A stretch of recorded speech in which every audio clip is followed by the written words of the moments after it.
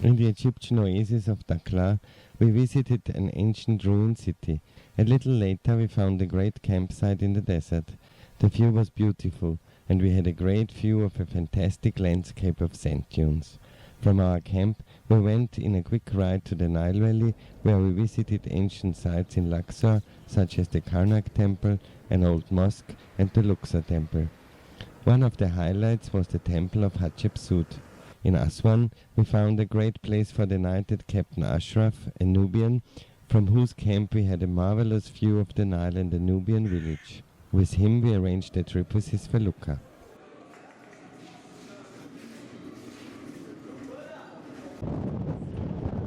In the morning we go with him and his son in an open pickup down to the Nile. Of course, we attract a lot of attention because foreigners are only rarely seen on this side of the Nile, and so the children shout and wave friendly. We are very happy because a ride on a felucca is certainly a highlight of our trip. The morning air is cool and the wind freezes us, but to the Nile it is only a stone's throw away. On the shore there are several boats, including that of Ashraf. It was a gift from a friend to him, and the captain is enormously proud of his ship.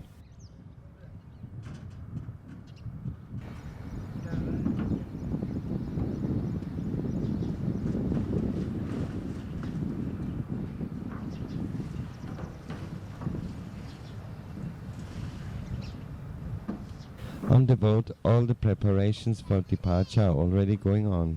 It is cleaned and polished, food is loaded on board, and the pillows are placed.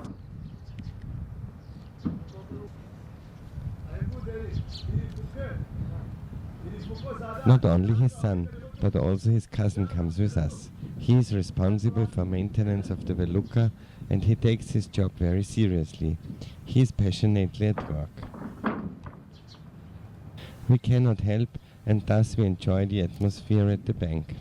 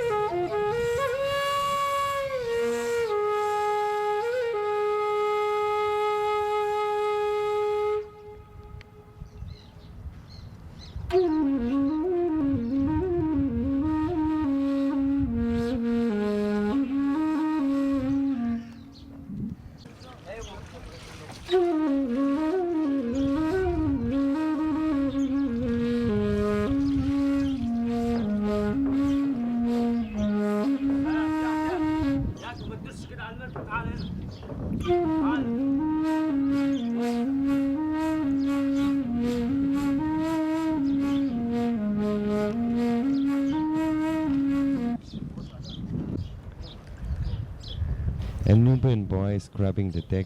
He is also the cook, and he will spoil us culinarily. Our plan is to sail up the river Nile to the ancient dam, and we want to visit the village as well.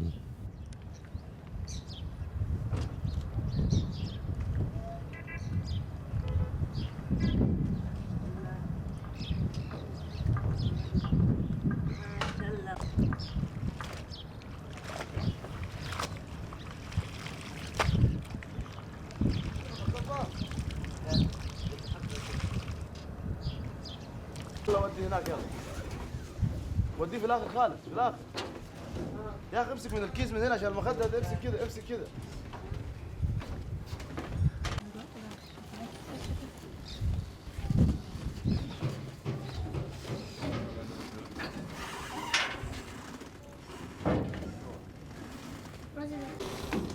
Ashraf's son is charming and already knows how to fascinate the ladies.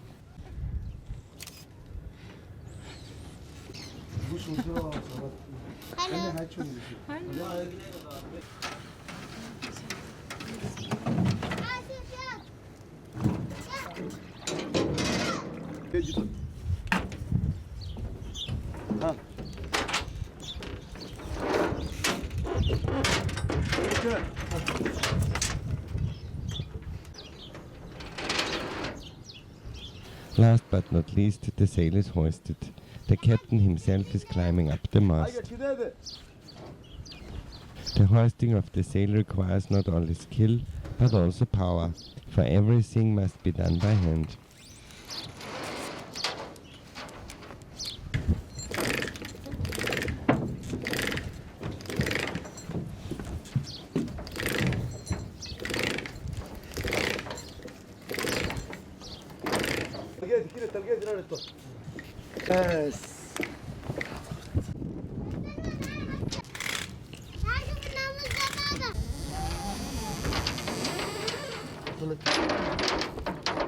The cabin boy pushes the boat from the shore.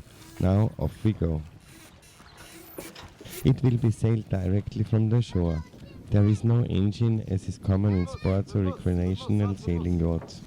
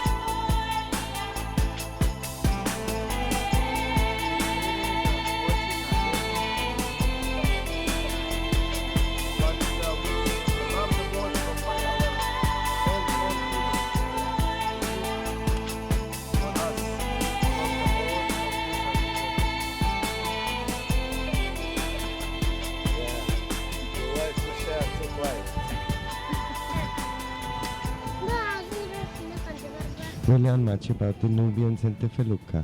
Ashraf tells us about the history of his people and the Nile.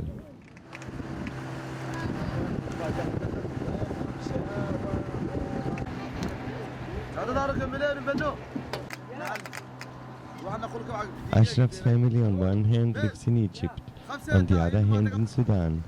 Even the Sudanese part of his family owns feluccas, which transport goods on the Nile at Dongola. Feluccas have a long tradition on the Nile. Even in the days of the pharaohs they were built, were originally made of papyrus, and soon they have reached their present form, and since that time have not significantly altered. I give you some very nice trip today by Felucca. No Felucca captain, he come here in this place because the water is very young and then he need a clever computer تاعنا.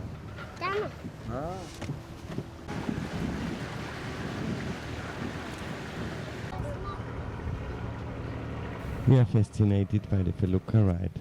Quietly the boat glides across the water. The landscape is passing slowly and steadily. There are interesting things to observe.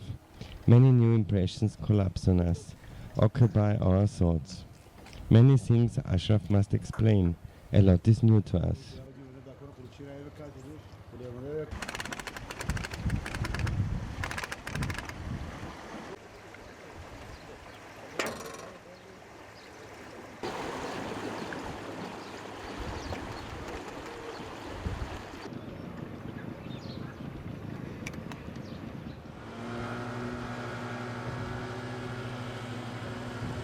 Frantically boats with tourists pass.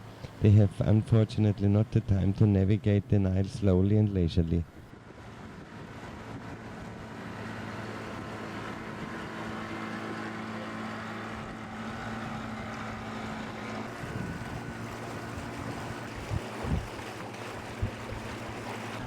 In many places the dunes reach up to the banks of the Nile. Only where the desert has been reclaimed by irrigation of farmland, it is green and allows survival.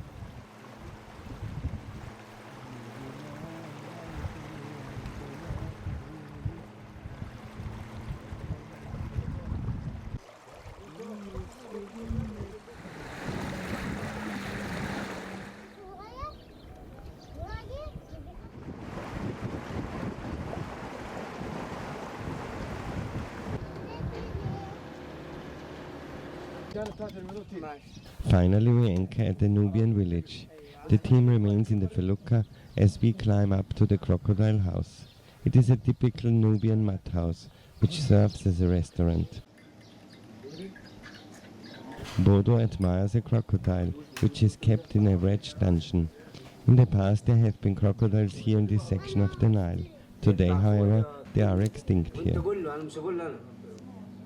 We refresh ourselves in the shade of the patio with a cool drink before returning on board the Felucca.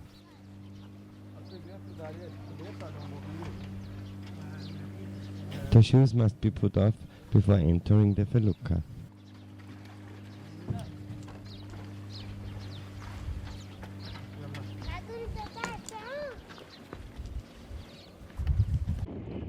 Now we go direction of the old dam. We are still less than 10 minutes on the river when we run aground in a difficult part of the Nile. Well, the boat has to be freed from this unfortunate situation. The captain leaves in this case first the sinking ship to save what can still be saved. It really stuck heavily at the rock and they cannot get it off the rock. Thank God the body is not damaged and no water spills into the boat. Sadat sok, Sagad sok.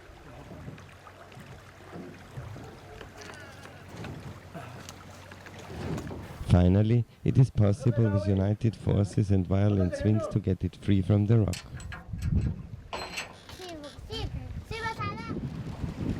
The captain must strengthen himself after this horror with a cup of tea. Finally, we were lucky. The waters here are tricky. On one hand, the Nile is not very wide here due to a number of rocky islands, thus strong currents prevail here that squeeze through the rocks and take on a high flow rate. Furthermore, there are rapidly changing wind conditions and the captain has to maneuver the sailboat quickly and skillfully. Although it now goes downstream, we sail against the wind, making an incessant cruising necessary.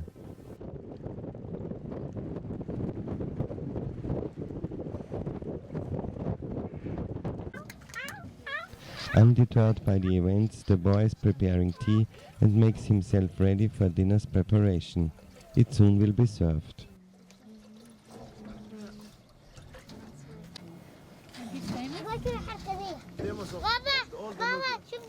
Also his singer is the German. Hello. Very nice. Anna.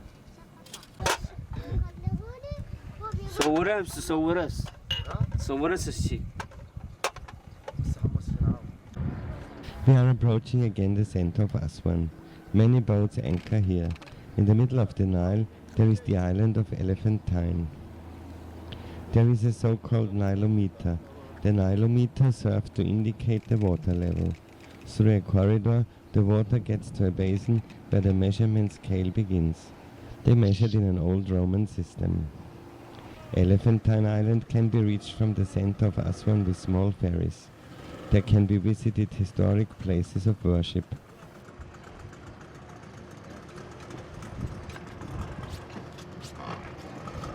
Here also the great Nile cruisers anchor. Aswan is the last stop on the Nile. Further up the river can no longer be sailed by these ships.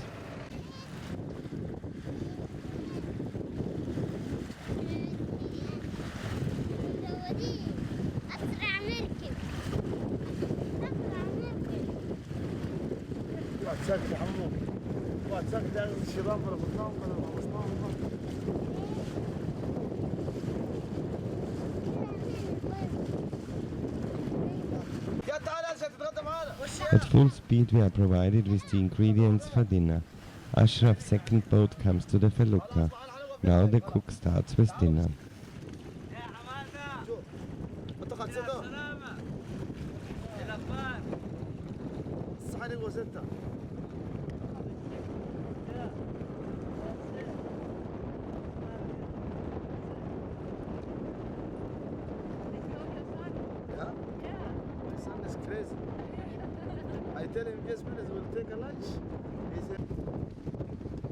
We are surprised that there even is an oven at the felucca.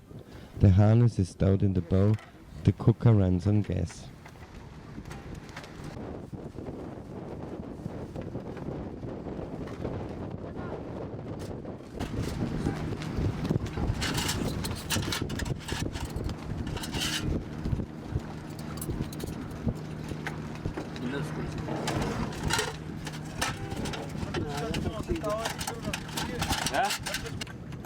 For dinner we anchor on the banks of the Nile. The felucca is constructed that way it can get to almost any type of shore. Ashraf looks for an idyllic place.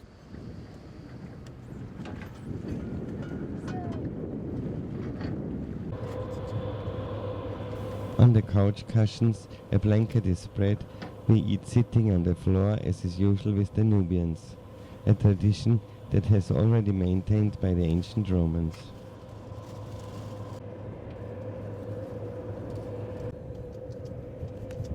There are wonderful fish and delicious side dishes, what we did not expect, and are happy about this surprise.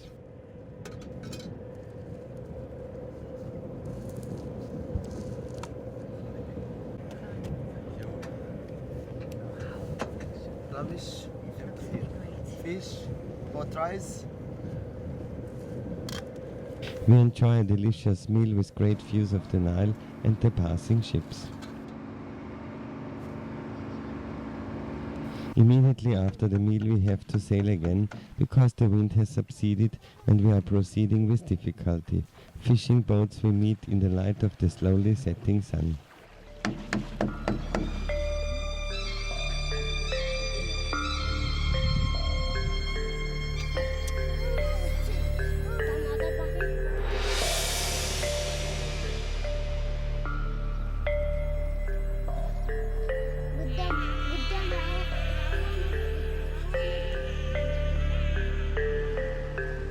Sadness is coming up. It will be one of our last days in Egypt. Tomorrow is the day that is so much feared by us. We have to load our cars onto the ferry, and our dog Tara must be left alone on the boat for 2 days.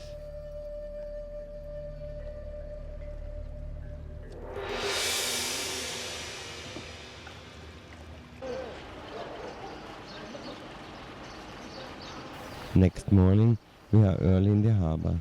We must handle all the customs formalities. Our carnet de passage must be stamped correctly. This will take some time. Then comes the loading procedure and the captain we need to visit because of Tara. Bruce, an Anglo-South African, which we have previously met in Aswan, observes skeptically the whole action. Formalities take time, and we only continue slowly. It is already late afternoon by now, and we start loading the vehicles. On our barge are 2 overlander trucks, our camper van, Bodo's truck, and the SUV of Bruce. I wonder if we all fit on it.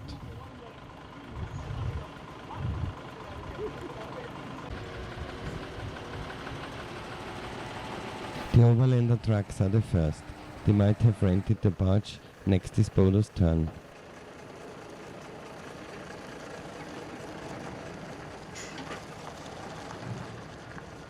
Bruce is still ahead of us in line.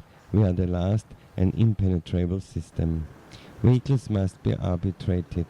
Even when buying the tickets in Aswan, Mr. Shala from the ferry company had to measure the vehicles as every inch matters. At the first sight of the barge I am full with horror. The loading bay is in a memorable bad condition. Even the barge itself makes no safe impression on me. I wish I could turn back now. But it's too late. Our vehicles have left the country officially. All come running to see the spectacle of loading. It is truly a spectacle, because one has the impression that the sailors are not sure of what they are doing, because it is much debated. The overlander truck must return again and has to embark the barge in a different angle. Miraculously, it is finally at the barge. Here many things happen, inshallah. Allah will sort things out. I insist to embark the barge in reverse so that the sliding door is facing the ship's center. After much discussion, I can finally prevail only with threats. The mood is tense. They do not understand that the sliding door cannot directly open to the water, otherwise, when our dog gets out and in, there is the risk that she falls into the lake. I have to chain our dog to the car, because Tara must be able to get inside the car during night, as they are pretty cold, and must be able to get under the car to be protected from the heat of the day. The loading dock is unbelievable. It would have been possible to buy for little money 2 regular wooden ramps, but the operator doesn't seem interested, and promptly the ramp breaks while I drive over it. The result is that the frame of our camper van is damaged. No compensation, of course.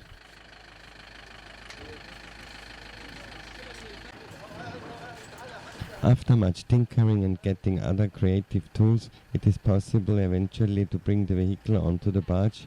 Now it has only been brought into position.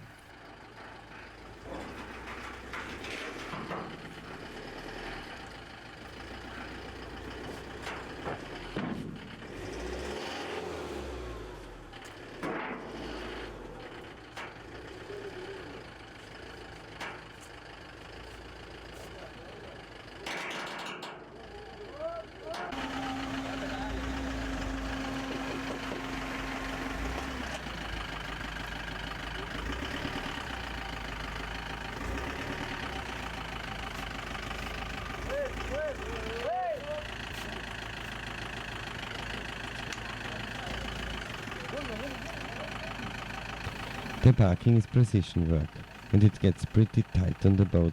I have the impression that the vehicle widths are not calculated.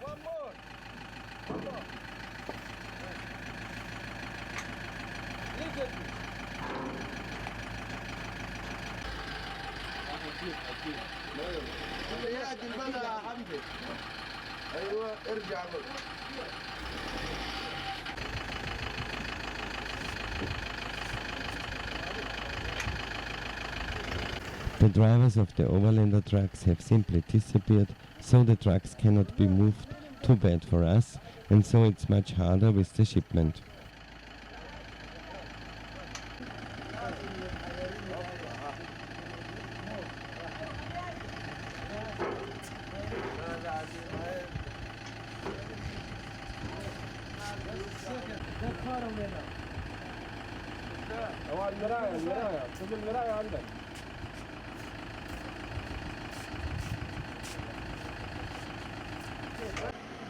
Finally, I'm standing in the parking position. Tara needs to be supplied with food and water. Sliding door opened. The promised supervisor did not appear, so I asked the captain to give attention to the dog. Luckily, he is related with Ashraf.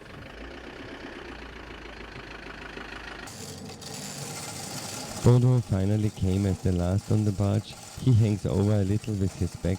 Stones are put behind the wheels so that it doesn't roll off the barge when heavy waves. See you.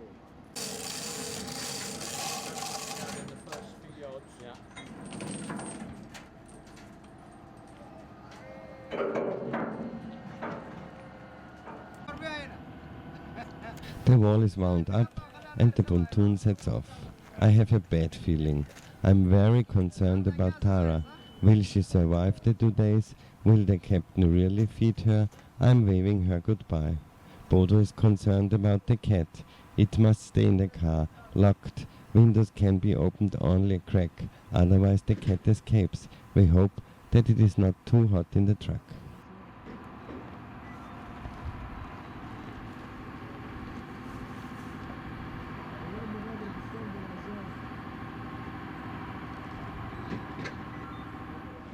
Next morning we are already on board the passenger ferry.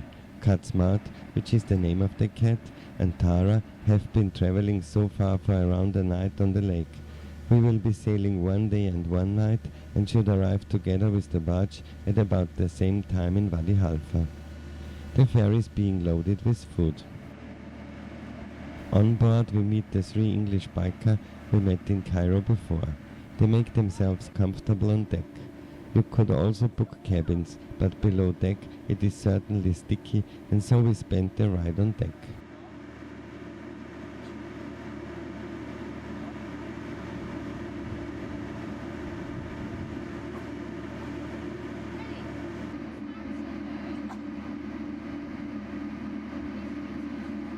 Pine and Bodo find a wind-sheltered spot behind the chimney.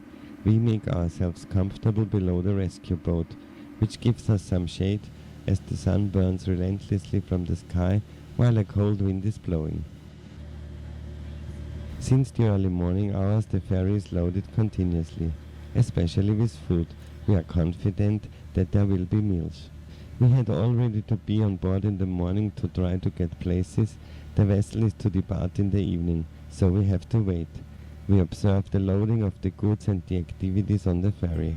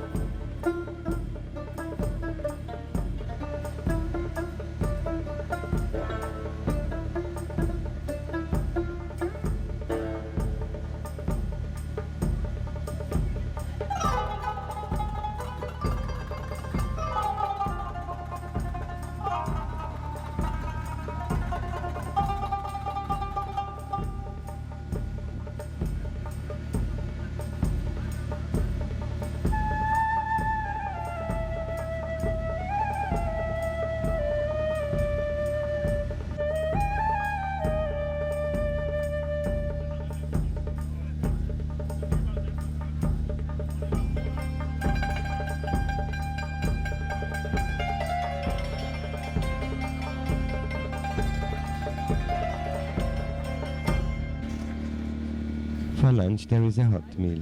We are served chicken with rice, vegetables and chapati and Arabic bread, all on a metal tray. The food is delicious and shortens our waiting time before departure.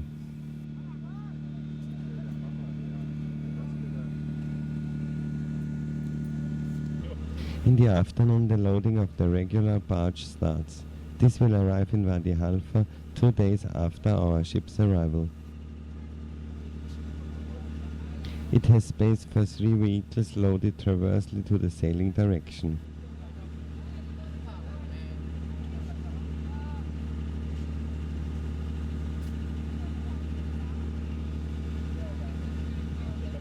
Now come the Dutch with their Toyota Hilux, all old friends.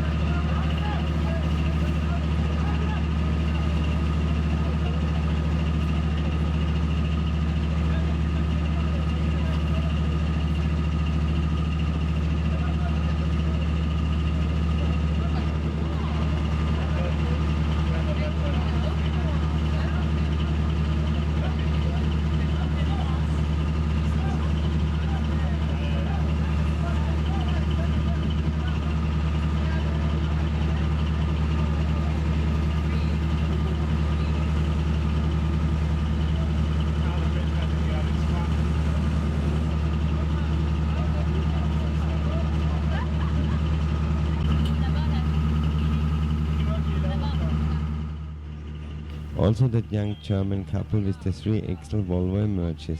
We have met them in Cairo. They want to get until Nairobi, park their car there, fly back to work and continue their trip to Cape Town the following year. There are only a few lunatics who undertake this crossing of Africa, and so you know each other. You meet again and again and exchange experiences. Those who start their trip in Europe start from there in autumn, so they come during the cooler months through the desert and reach Malawi and Zambia after the big African rainy season. We have planned like that as well, but it will come differently.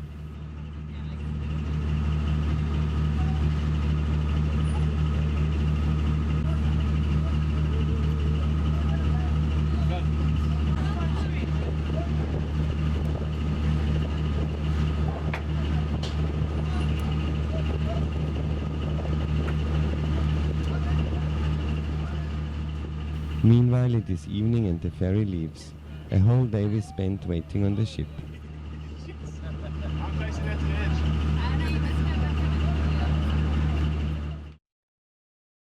Our journey takes us further on over Lake Nasser to Wadi Halfa, the port of entry into Sudan. From Wadi Halfa we want to go along the Nile to Dongola and continue along the Nile bow, then through the desert to Atbara.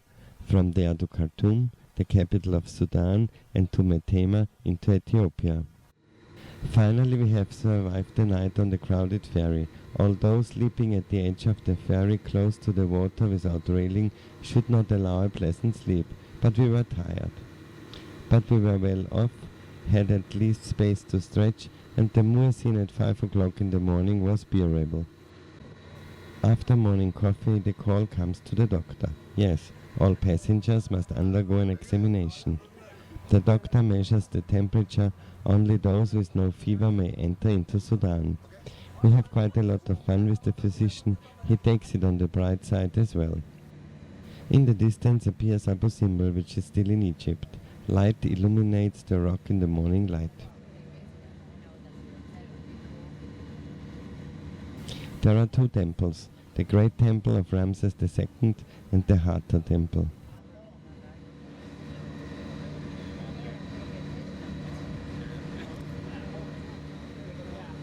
As we get closer we can see the 4 seated statues of Ramses who look majestic to the lake.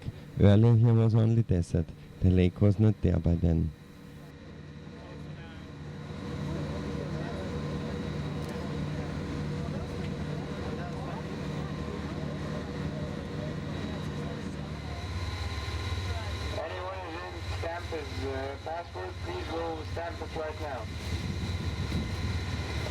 We must hand over our passports because we approach Wadi Halfa. We cannot wait getting Tara back healthy. Suddenly in the distance we see our barge. We are trying to recognize anything. While we can see Budos and our car, we cannot see Tara. The distance is too far. We have to wait. The port of Wadi Halfa we have imagined really differently. It is only a strip of sand. In front an old body of a vessel is anchored there. Our passenger ferry is fixed to it. Welcome to Sudan.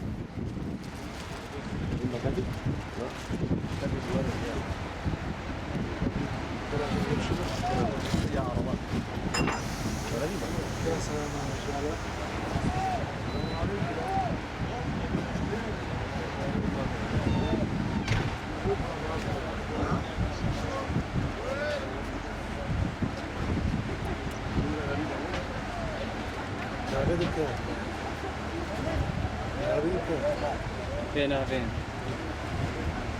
يا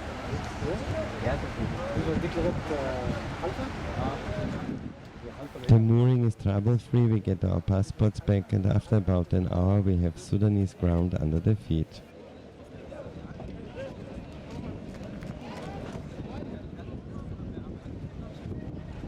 To our delight, our dog has survived in quite good condition. We swear to Allah we will never do that again. The captain has fed her plenty, a month's portion, and watered her properly, and she makes no impression of being stressed.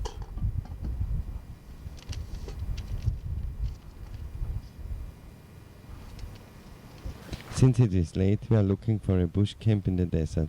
Bruce and Petra join us. They live in England, but are from Africa. Bruce from South Africa, Petra is from a German family in Namibia. They used their trip for a visit to relatives.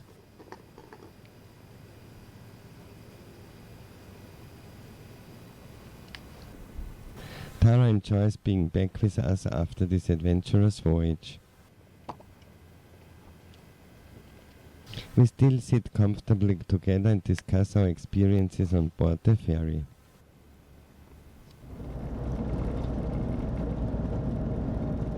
Next morning we are on the road again. From Wadi Halfa we drive on good tarmac in direction to Dongola. The landscape is fascinating and we are glad to be back on solid ground.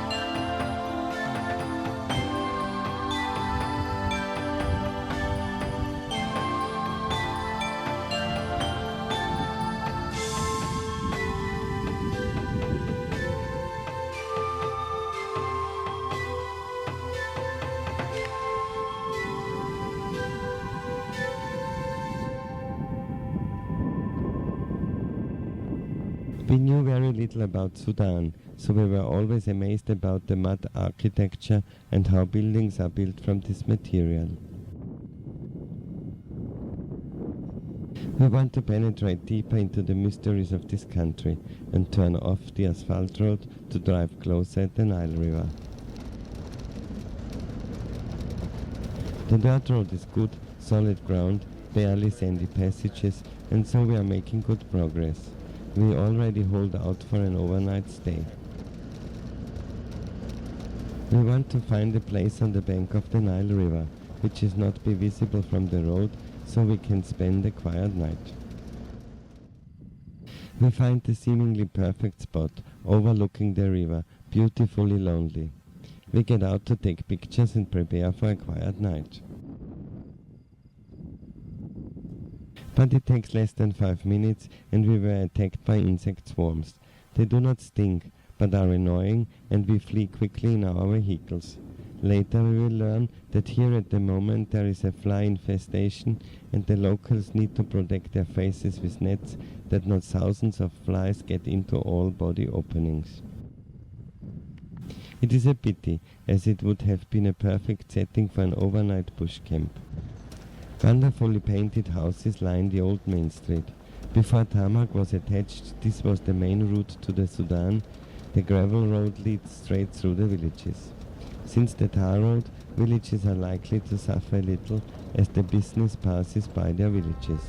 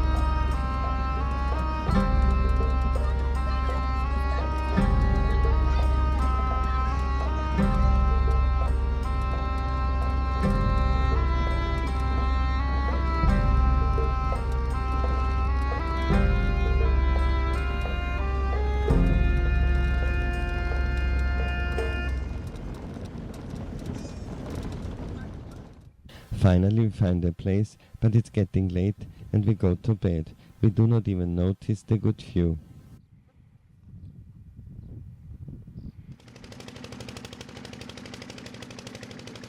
Only the next morning we recognize the idyll. The Nile flows leisurely around an island out of stones with sandbanks, a paradise.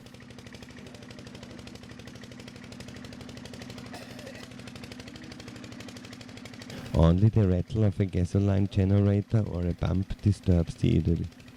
We look at where the sound comes from and meet a group of men who by means of a pump water from the Nile into tankers.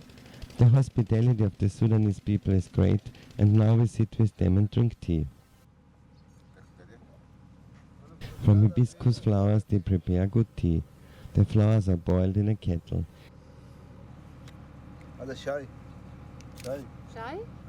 Since we do not speak Arabic, our conversation is limited to simple things that can be expressed also with hands and feet.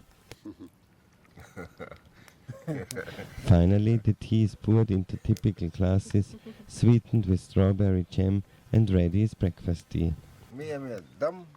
We sit a while with the man and talk about this and that and enjoy the view of the Nile.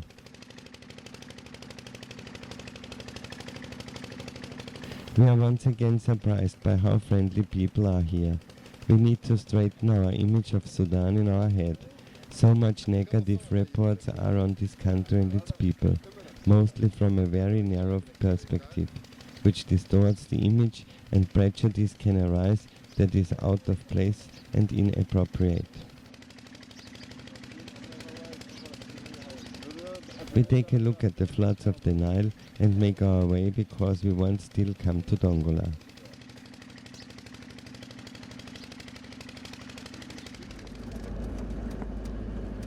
The route winds through many villages along the Nile. So far, we have only seen small towns in Sudan.